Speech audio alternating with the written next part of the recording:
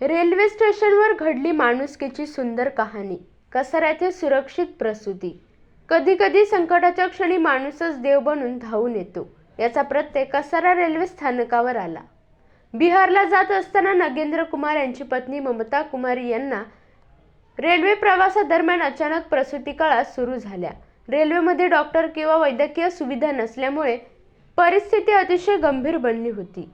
मुंबईहून पुढे जाणारी एक्सप्रेस कसारा स्थानकावर इंजिन जोडण्यासाठी थांबणार होती. त्यावेळेत कसारापर्यंत कसेबसे पोहोचू दे अशी प्रार्थना करत हे दाम्पत्य देवाकडे साकडे घालत होते. दरम्यान ट्रेन कसारा स्थानकात पोहोचताच काही सज्जन नागरिकांनी तत्परतेने पुढाकार घेतला. काळूबाई चंद्रकांत लहाने आणि सरला खंडू भानगीर यांनी तातडीने धाडस दाखवत प्रसूतीसाठी मदत केली.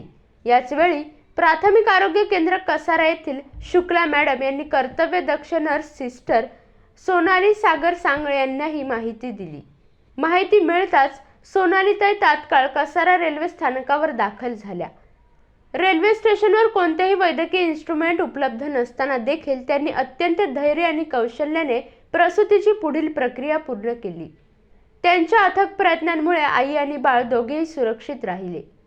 यानंतर ॲम्ब्युलन्स चालक सतीश खरे, शोभा सोनावणे, GRPF पोलीस शिपाई विष्णू आसाराम सुपेकर तसेच सरपंच प्रकाशवीर यांनी तातडीने मदत करत महिलेला प्राथमिक आरोग्य केंद्र कसारा येथे सुरक्षित पोहोचून दाखल केले. सध्या महिलेची प्रकृती स्थिर असल्याची माहिती मिळाली आहे.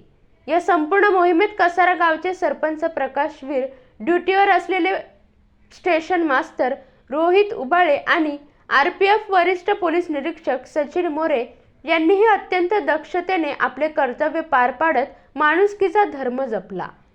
कसारा रेल्वे स्थानकावर घडलेली ही घटना म्हणजे संकटाच्या क्षणी अनेकांनी एकत्र येऊन केलेल्या मदतीची प्रेरणादायी कहाणी आहे. या सर्वांच्या धाडस, कर्तव्यनिष्ठा आणि माणुसकीमुळे एका नव्या जीवाचा सुरक्षित जन्म झाला आणि पुन्हा एकदा सिद्ध झाले की माणुसकी सर्वात मोठा धर्म आहे.